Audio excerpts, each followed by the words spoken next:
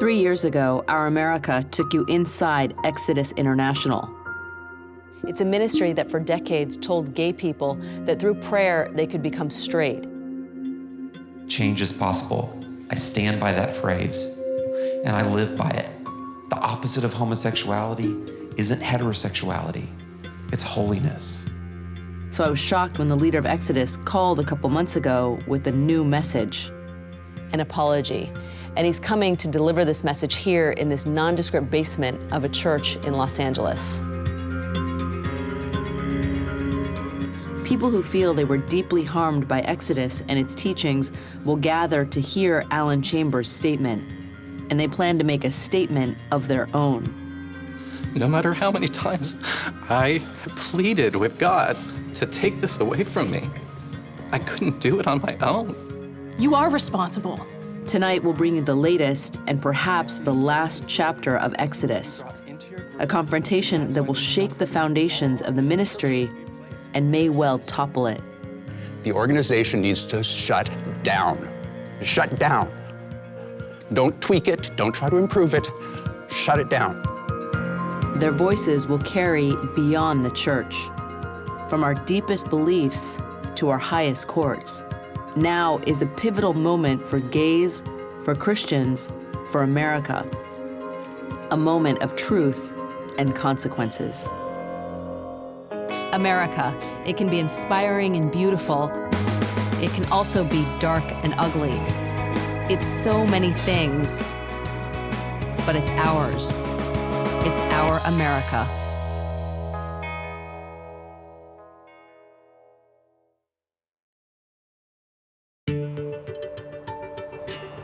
I'm in Los Angeles, my hometown, on my way to church. It's a short drive for me, but for the man I'm meeting, it's been the journey of a lifetime. I first met Michael Bussey 3 years ago when we made an episode of Our America called Pray the Gay Away. He's one of the founders of a ministry called Exodus International. Exodus International is an organization that believes that all homosexual relationships are sinful, and that it is not only desirable but possible to go from gay to straight. Under the banner, Change is Possible, Exodus would go on to become the largest ex-gay ministry in the world. And Michael would go on to become one of its most outspoken critics, determined to tear down the ministry he helped to build. Tomorrow, Michael will host a gathering here at the Hollywood Lutheran Church in this basement. A showdown in which the current leader of Exodus will, in effect, meet his maker. And Michael, I have to imagine for you personally, this is a really big deal. Yeah. To be sitting across from someone who was part of an organization you helped found, but then have been fighting the last 40 years against. What does it mean for you? It's part of a journey that I've been on all these years. It started when I was a little boy, when I first realized that being gay was something you were supposed to be ashamed of. And going to the library when I was 12 and trying to find books on how to fix it. Then starting an organization that tried to fix it. So it's one of those full circle moments. It's a circle that began in 1976 in a church not far from this one. I was going to a big mega church in Orange County, and there were support groups for people who were divorced and support groups for people with alcohol problems, but nobody was talking about homosexuality. Throughout his teenage years, Michael had grown increasingly and shamefully attracted to men. It was a very different time. Homosexuality is in fact a mental illness, which has reached epidemiological proportions. Homosexuality was treated as a disorder by many psychiatrists. Gay bars were routinely raided by the police. And in popular culture, gays and lesbians were widely portrayed as deviant, depraved. By the time he was 20, Michael knew he didn't want to be gay. And when he started the support group that would become Exodus, he discovered he wasn't alone. Initially, it was just about getting together, talking about the struggle of trying to balance our faith with our sexual orientation. It was very much like an AA meeting. And it sort of morphed into something else. Yeah, it really did. The church where Exodus began was really a big part of what they call the charismatic movement, that really believed in miracle healings and spontaneous deliverances and things like that. If people could be set free from other things, why not be set free from homosexuality and become straight? In this rare recording from 1976, Michael Bussey addresses fellow Christians yearning to break free from homosexuality. I believe that Jesus is the only answer for the homosexual person. He's the only solution to that problem. It was a message that would soon spread like wildfire. Homosexuals can change through the work of Exodus International. In the 1980s, an evangelical Christian movement swept America, and Exodus rode the wave. Pastors and counselors distributed Exodus tapes and materials to their congregations, promoting the message that change was possible. I've changed. He's really changed. I've changed. Exodus became a clearinghouse for a form of gay rehab known as reparative therapy. Reparative therapy is teaching them how to internalize their sense of masculinity. And when the client begins to discover that these basic emotional needs are met, they begin to notice that their sexual attractions diminish. But for Michael Bussey, it proved to be a false cure. After having been instrumental in starting Exodus, we found that something unexpected had happened. We realized that we had fallen in love with each other, and that we couldn't any longer keep saying that we were ex-gay. A year after this announcement, Michael's partner and Exodus co-founder Gary Cooper would die of AIDS. Michael left Exodus, but the ministry continued to grow, establishing chapters across the country, including Orlando. Easter Sunday, 1992, I was sitting in my favorite gay bar in Orlando, Florida, waiting for my friends who didn't show up. And as I sat there that night, someone did show up. And it was God. Within a decade of that Sunday, Alan Chambers would become the new president of Exodus International. He was just 29 years old, bright and brash, with a powerful testimony. I've been praying since I was 11 years old that God would fix me, cure me, heal me, give me a lobotomy, give me amnesia. I didn't care. I just didn't want to be gay. Anybody bear witness to that tonight? I'm the poster boy for this. The proof, if you will, that change is possible. How did you overcome homosexuality? People say once you're gay, you're always gay. You can't break free from that. That's not true. For over 15 years, Alan has been living what he calls God's best plan, with his wife Leslie and 2 children. I'm sure many people have said, this guy's living a lie. He's denying who he really is. I'm denying the power that those things had over me. As I lived my life through the filter of my faith, my sexuality changed. That's not a lie, that's the truth. It's Alan Chambers' truth. But for many who would pass through the doors of Exodus and its affiliated ex-gay ministries, the path to heterosexuality would not lead to the promised land, but to self-deception, shame, depression, and even suicide. In 2000, the American Psychiatric Association condemned the practice of gay reparative therapy, and Exodus would soon come under intense fire. In 2012, in a follow-up interview after the broadcast of Pray the Gay Away, Alan Chambers publicly renounced reparative therapy. And tonight, for the first time, he will confront his accusers, a group of ex-gay survivors who claim they weren't only deceived, but traumatized by Exodus and the practices they promoted. As long as your message is that we are sinners by loving the same gender, you are continuing to do harm that needs to stop. For we are not a nation that says, don't ask, don't tell.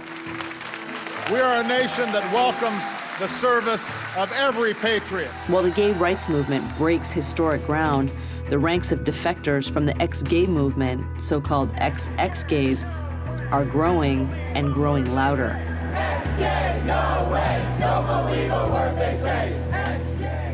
Michael Bussey is helping them find their voice. Decades after founding Exodus, he has found a new calling. I retired a few years ago, and now full-time, pretty much, I deal with folks who come out of either Exodus or reparative therapy programs.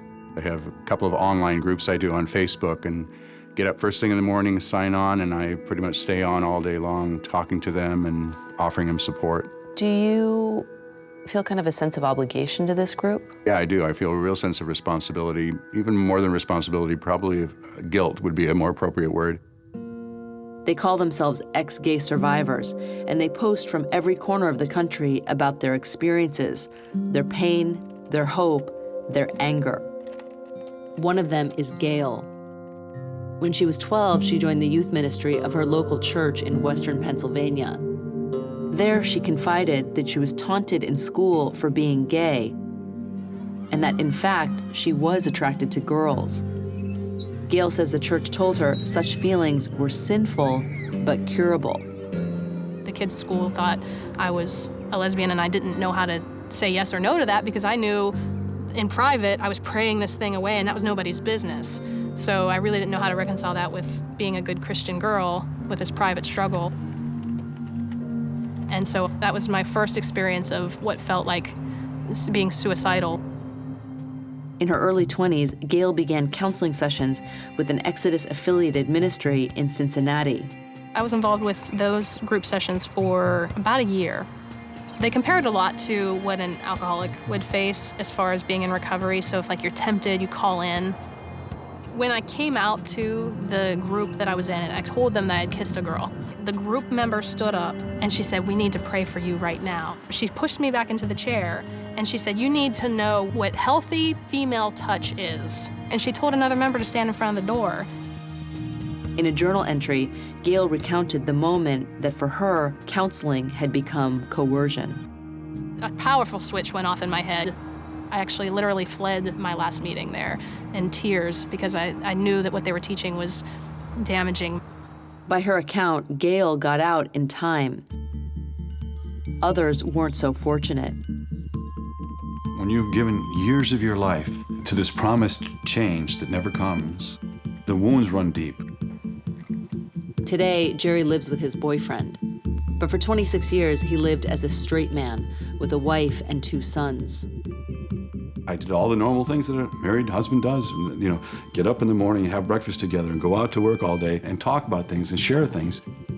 So I saw the other part of me as just a problem to be solved, To solve his gay problem, Jerry listened to tapes from Exodus and joined an ex-gay fellowship in his native Buffalo. But for Jerry, change was impossible. 7 years ago, he finally came out. And months after that, he suffered one of the greatest tragedies of his life. My son Billy had epilepsy from the time he was 12 until the time he was 26. And one night, he stopped breathing during a seizure, and he died. And it was devastating for all of us. And when I came back to town for the funeral, one of the people from Exodus had said to me, "It was your fault." And I was like, "What?" And he said, "Well, the Lord took his hand of protection off of your family because you chose the homosexual lifestyle." Given that state of vulnerability that you were in, did part of you believe that? I hate to admit it, but I think when you're raised with the message that you're wrong and that you're evil, that some of that haunts you and stays with you in a way, and you almost feel like you deserve bad things because you couldn't fix it, you couldn't overcome it, you couldn't conquer it. It really goes in deep into the heart and really does a damage. You acknowledge that Exodus has hurt a lot of people. How do you make up for that? I don't. There are things that you can't undo. There are wounds that won't be healed in this life. And that's a hard thing. The only thing I can do is say, "I'm sorry." And this is exactly what Exodus President Alan Chambers plans to do. Tomorrow afternoon, Sunday, he'll speak at the Hollywood Lutheran Church in Los Angeles. He will not be speaking from the pulpit, but in the basement, to a group of ex-gay survivors face to face. To organize the event, he turned to an unlikely ally, Michael Bussey, who enlisted the group of ex-gay survivors from his support network on Facebook. I try to put myself in Alan's position and think, God, how would I feel if I was going to come into a room of ex-gay survivors and people who feel they've been harmed by my organization and have to listen to them vent their frustrations at me? Yeah, I think that takes a certain amount of courage. Tomorrow will be the second time Alan and Michael have ever met, and the first time most of the survivors will be meeting each other. I have not met Michael yet. I will probably cry when I meet him. There's no way around it. His heart for being alive to see this organization end is so clear to me. He exists to undo what he founded.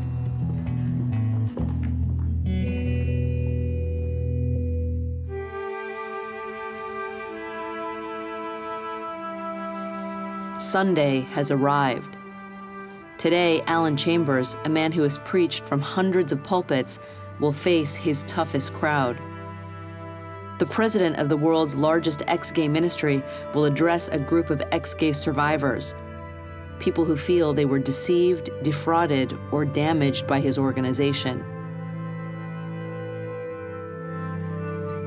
So many of us paid so much money to therapists and spent so much of our time and so much stress trying to change that it leaves a sense of, I've been robbed, you know? And so to have a chance to sit down and be heard is very powerful. I think when you meet those hard, angry words and stories in the way that we're trying to meet them, with grace, with an apology, with compassion, it takes the sting away, and it takes that division away for all to see. For Alan, it's a moment of reckoning, and he hopes reconciliation. For Michael Bussey, today marks a return to the place where Exodus began, the church. It's been a spiritual journey for people, not just a journey about their sexual orientation. During this whole process, I've had to get rid of almost all of the fundamentalist Christian stuff that I used to preach. And I've had to get down to just what I believed was Jesus' core message, which was that we're to love God with all our heart and soul and mind and love our neighbor as ourselves. But for one man, today is like no other. This is Christian. Like Alan and Michael, he appeared in the original Our America episode, Pray the Gay Away. At this time, I want to bring Christian up. Come up, Christian, for a second. 3 years ago, this was Christian. He used to wear all this makeup, but God transformed this boy's life. And 7 years ago, this was Christian. He was deep into what he called the lifestyle, not only gay, but flamboyant and promiscuous, a drug-abusing drag queen. I was just like, this isn't right on any level. Janet gave me her phone number and she's like, you know, I want you to come back. Just promise to come back at least one more time. Janet is Janet Boynes, an ex-lesbian pastor I met at the Exodus Freedom Conference. What if a guy would have came up to you and hit on you? Would you have been strong enough to walk away? I don't know. She took Christian under her wing, serving as his counselor as he attempted to walk out of homosexuality. As we toured some of his local haunts, however, it became clear to me that Christian still had a ways to go on this walk. This is the place I go to because it's the closest bar to my house. Happens to be a gay bar. And it happens to be a gay bar. Do you still feel attracted to guys? Yeah, totally. Like sexually, yeah. Like way more than girls. But the next time we met, about a year later, a lot had changed for Christian.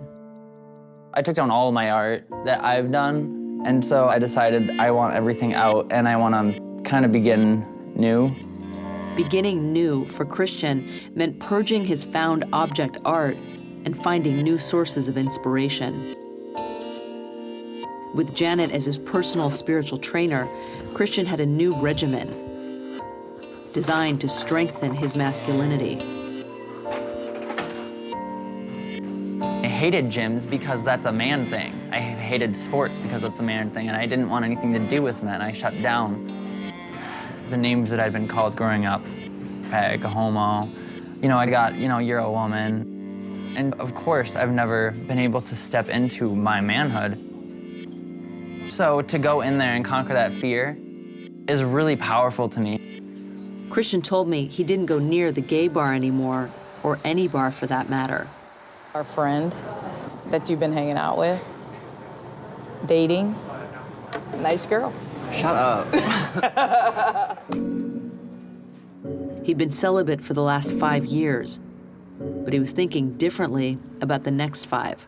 When I have time to daydream about my future, it is to be with a woman. It is to have kids. It's amazing seeing all the changes, and I know, the more the world sees, the farther down their jaws are gonna drop. After his appearance on Pray the Gay Away, Christian became well known by many in Exodus and the ex-gay survivor community alike. They wanted to meet him, and it turned out Christian wanted to meet them. So we booked him a last-minute flight from Minneapolis, and now here he is. How you feeling? Shaky. Gail's here too, and Jerry. In total, there will be a dozen representatives from Michael Bussey's ex-gay survivor network. The gays and the ex-gays. On the other side of the room, there are 2 empty chairs for Alan and Leslie. And there's Julie. The 27-year-old Texan found her way to an Exodus ministry over 10 years ago, and now she's part of its inner circle. I'm like in the presence of a rock star. To Exodus, Julie is becoming a rock star in her own right. Please give a very warm welcome to my friend, Julie Rogers. One of its youngest and brightest ambassadors. Praise be to God. She represents the ministry's next generation, if there is a next generation. For now, though, Alan Chambers is the leader of Exodus, and it's time for him to face his accusers. What do you think you represent to some of those people? Well, I represent the abuser, and people who have been abused don't often take kindly to the abuser offering an apology.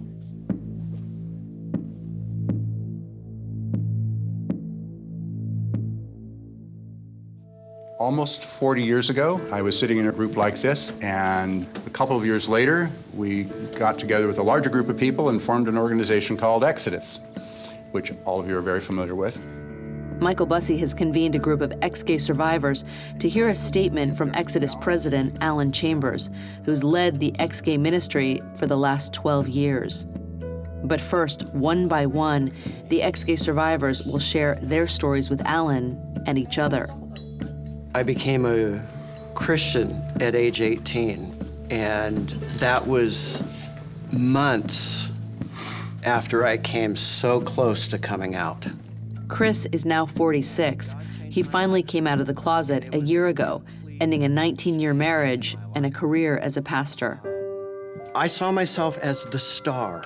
I was the star ex-gay, because I was getting it. And I would come into the counseling session, how's this going, how's that going? And I would say, it's going great, and inside I knew it wasn't true.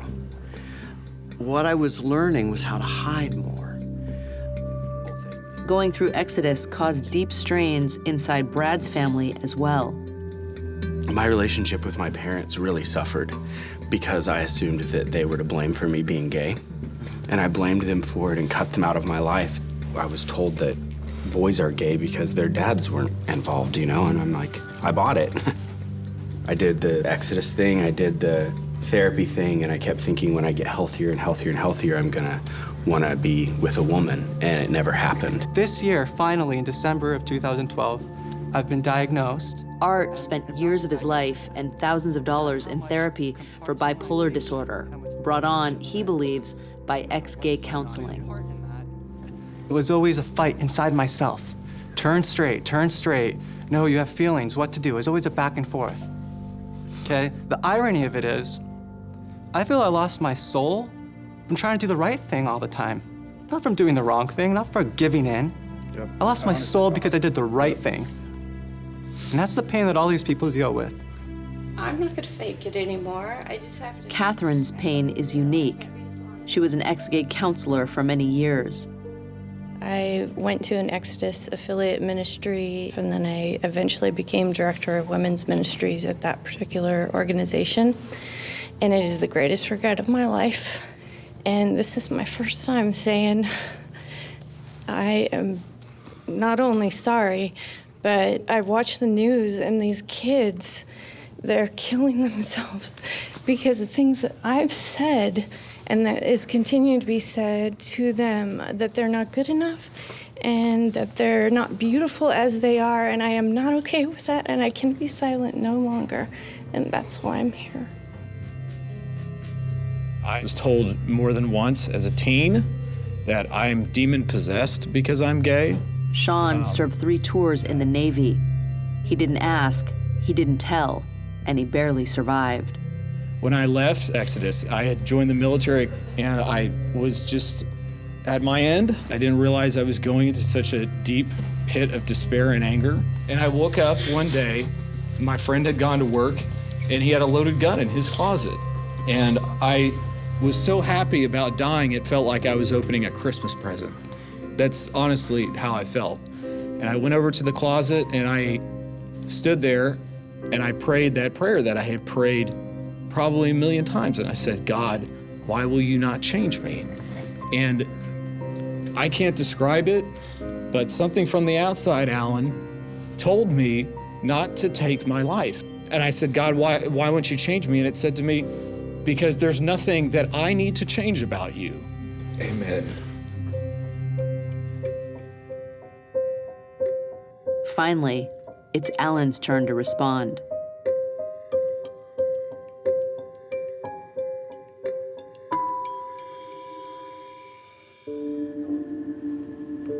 I have something I'd love to read. As Exodus President Alan Chambers prepares to read a statement to a group of ex-gay survivors, the tension and distrust in the room are palpable. In 1993, I caused a 4-car pileup. I was driving down the road, going 40 miles an hour. I slammed into the car in front of me, causing a chain reaction. I was injured, and so were several others. I never intended for the accident to happen. I would have never knowingly hurt anyone, but I did, and it was my fault. Never in a million years would I intentionally hurt another person. Yet here I sit, having hurt many by failing to acknowledge the pain that people affiliated with Exodus experienced. But please know that I'm deeply sorry. I'm sorry for the pain and the hurt that many of you have experienced. I'm sorry that some of you spent years working through shame and guilt you felt when your attractions didn't change. I'm sorry that we promoted sexual orientation change efforts and reparative theories about sexual orientation that stigmatized parents. I cannot apologize for my deeply held beliefs about the boundaries I see in Scripture surrounding sex. I cannot apologize for my beliefs about my marriage, but I do not have any desire to fight you on your beliefs or the rights that you seek. You haven't ever been my enemy, and I'm sorry that I've been yours. While Exodus International will always be a place for people with biblical conviction about how to be faithful to God in the midst of their sexual reality, today we cease to be an ex-gay organization.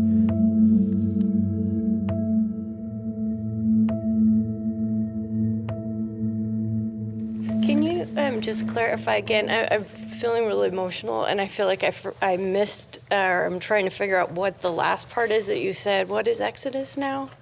I feel like at this point, Exodus is still here, and there is a real demographic of people who choose the life that I've chosen. So, I mean, we don't have a term. You're not ex-gay. What are you? Who's Exodus? We're a Christian ministry. That does what, though? Honestly, when I read your website, I don't understand what Exodus is anymore. In plain language. Yeah. I don't know what the ministry is. I mean, my cynical side would say it's the recloseting ministry. We cannot change you. We cannot give you a happy life, but we can help you get back into the closet more comfortably. I respectfully request that you give us a term or a definition. Yeah, and I'm trying. There are people who are looking to live celibate lives. And there are small numbers of people like me who will get married. And so for that group of people, we're there. Not to tell them that change is possible or to wave the magic wand over them, but to provide a place of community for them. Yeah, when you made your apology, I don't buy it. I'll tell you why. You compared this to some accident.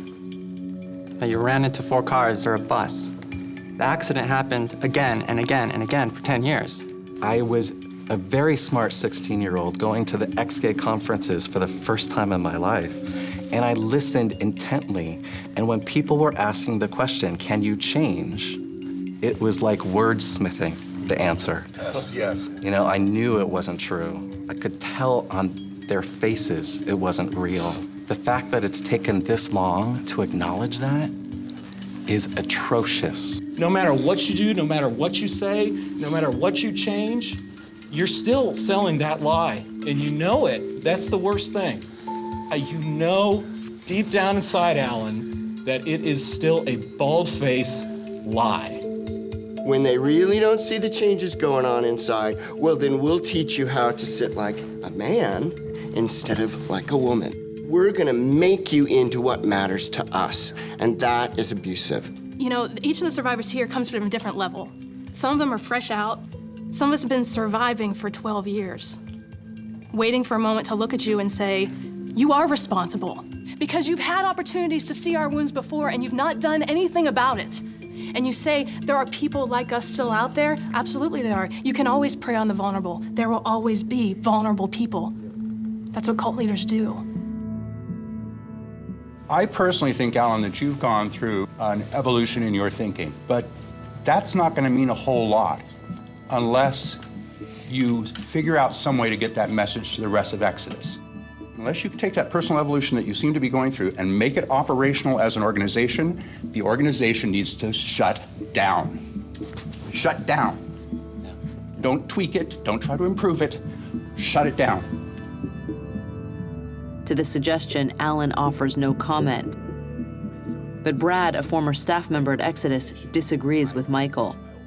The thing that I want to say about Alan, what you are doing right now, staying in the organization to fight it, you are taking a level of flack from the other side, not this side, that I wouldn't be willing to put up with. And I left because it was harder for me to stay in the church and fight than it was for me to leave and say things against it.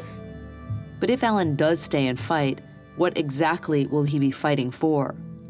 If Exodus no longer offers a cure for homosexuality, what does it have to offer?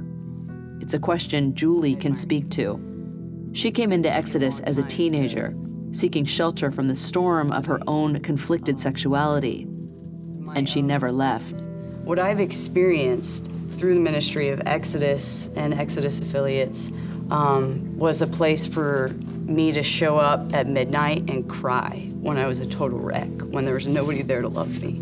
And I experienced a place to go unwind when conservatives rejected me because I was gay. And I experienced a place where I could get hugs when there were gay people, gay activists trying to say all your problems will be solved if you just accept a gay identity and go find a girlfriend. Maybe I'm not straight like I thought I would be when I started out, but I've learned that Jesus loves me as I am, and I've learned that it's a good thing to be me, whatever that is, in a given moment. It's a very good thing. Thank you. It's a very good thing. If we were straight, I'd ask you to marry me. You're beautiful. Somehow, Julie touches a chord that begins to reverberate across the divide. And Leslie, it's got to be harder for you as the spouse to hear people say things to your husband. I'm sure that this has been a very difficult day for you, so thank you for being here. Thank you for saying that. Thank you for acknowledging that progress has been made. Thank you for acknowledging that Alan has a heart, that we are in the process of learning and growing and changing, if I can throw out that word. Hey, change is possible. I know, we say it all the time. I'm thankful for your stories. I mean, they do impact me. But now everybody else gets to hear them too. And I'm glad this is going to be on TV.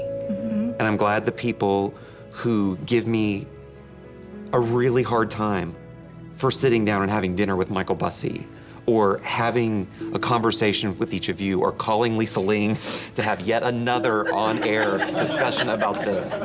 I'm glad your stories will be told. We are too. It's important to me that the things you shared aren't just things that I heard, and that's progress.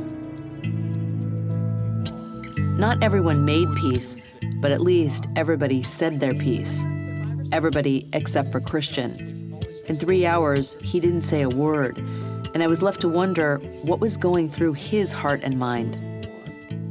When I first met you, you were trying really, really hard to change, and you thought you could be straight.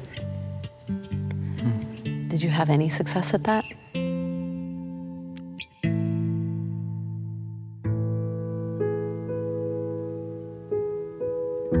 When you were sitting in that circle yesterday and people were telling their stories, was there a moment that you wanted to say something? A lot of moments. Why didn't you? I was scared. When I first met you, you thought you could change your sexual orientation. Did you have any success at that? No. I believed that I had to work to be acceptable in the eyes of God, because I believed I had to be straight in order to be accepted by him. It's hard hoping for something, you know, and working so hard for it and wanting to be accepted in a way and have dreams.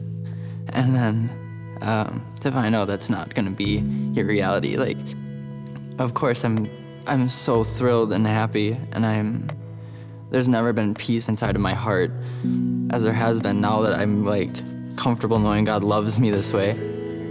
What did it mean to you to meet those people last night?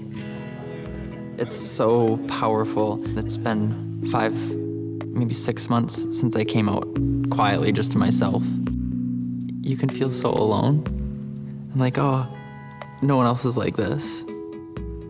To know that there's community, I wanted to just like stand up and scream like, yes, yes, you just said exactly what I've wanted to say but didn't know how to say it. When I was young, I was taught, if you're slapped across the cheek, turn your other cheek. For Alan Chambers, yesterday's meeting was a trial by fire. That couldn't have been an easy thing to sit through. No.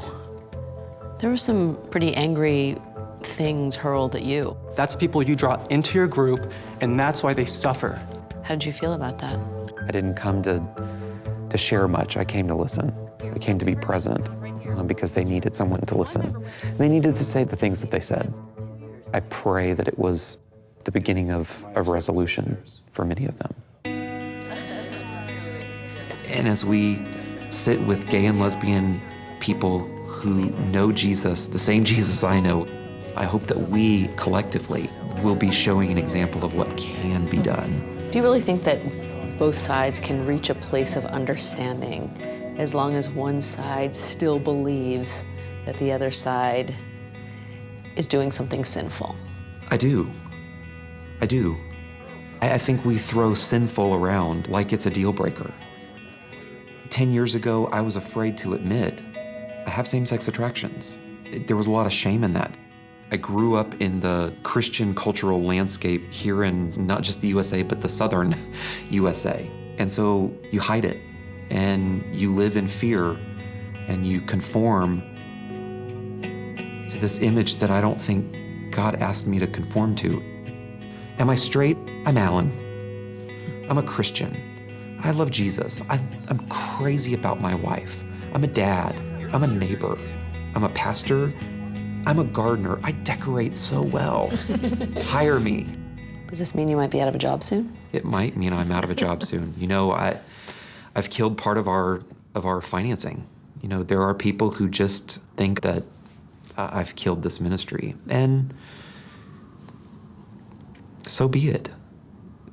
I'll do something else. I'll start a church where everybody can come. You know, I'm not afraid of that. The future of Exodus is uncertain. Its next conference, Exodus 38, is expected to draw fewer than half the attendees as the one we filmed just 3 years ago. It is slowly purging its bookstore of materials that promote reparative therapy. And in many ways, Exodus seems to be returning to its original form. as simply a support group for Christians devoted to their faith and determined not to be gay. How was your day?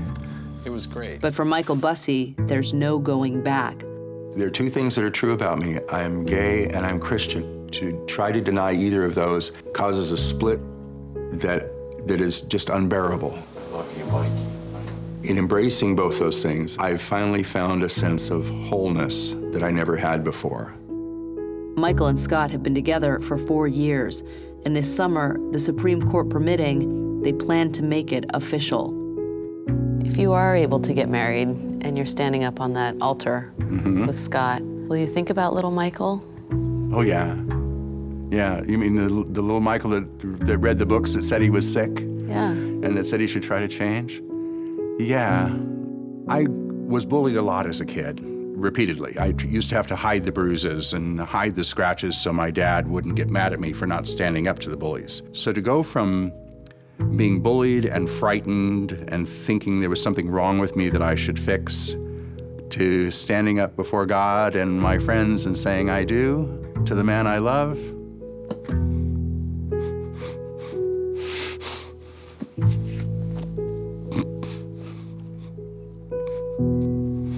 Yeah. I want that moment. As for Christian's love life, he's not dating anyone, but he wants to be. I would love to be able to find a guy that has a heart for kids and community. So yeah, I'm really excited about the future. It's gonna be really fun and amazing and inspiring. Filled with lots of art, I hope. Yeah, totally. Worlds collided at last night's gathering, but afterward, through the power of forgiveness or fatigue, they shook hands, they embraced. Gays and ex-gays, founders and followers, disciples and defectors. In this church basement, Exodus came full circle. And in the end, the slogan may outlive the ministry. Change is possible.